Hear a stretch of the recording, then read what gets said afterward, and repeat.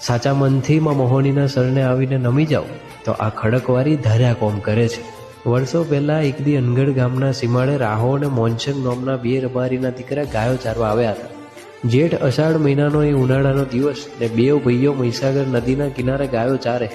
થોડીવાર પછી રાહો મોનસંગ નદીમાં જોલકીય જોલ રમવા ઉતર્યા। ત્યારે રમત રમતમાં મોનસંગ નદીમાં ડૂબવા લાગ્યો અને માં મહીસાગરે પોતાનું રુદ્ર સ્વરૂપ ધારણ કરી પવન વેગે મોનસંગને નદીમાં સમેટી લીધું। આખરે મોનસંગ નદીમાં ડૂબી ગયો અને આ બધી વાત રાહાએ ઘરે જઈ પોતાની માં રાધીબાને કરી કે આપણો મોનસંગ નદીમાં ડૂબી ગયો છે અને હવે એને પાછા આવવાની રાહ જોશો નહીં।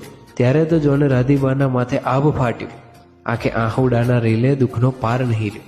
રાધીબા રડતી આંખે ઓળતા કરે કે આ માર્ગે જતું આવતું કોઈ દીરું હોય ને મારા મોનસંગને જીવતો પાછો લાવે તો મારા આંગને એનો બેહનો કરાવું, મારા કુળમાં એનો અખંડ દીવો રાખું। ત્યારે માં મોહની રાધીબાના ઓળતે ઉતર્યા ને વળતો જવાબ આપ્યો કે રાધી દીકરા ગભરાશો નહીં। 3.5 દિવસે ગાયોના વાડામાં સૂકી પીપળના થડીએ લીલા ગરજા ફૂટે તો સમજી જાજો કે મોનસંગ તારો જીવતો આવ્યો।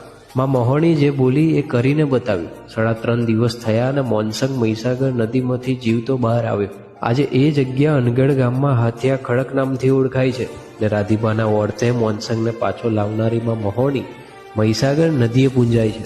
એ રાહો મોનસંગ ને રાધીબા તો હાલ હયાત નથી, પણ એમને રાખેલા વરોટ આજે એમની પેઢીઓએ અમલમાં રાખ્યા છે।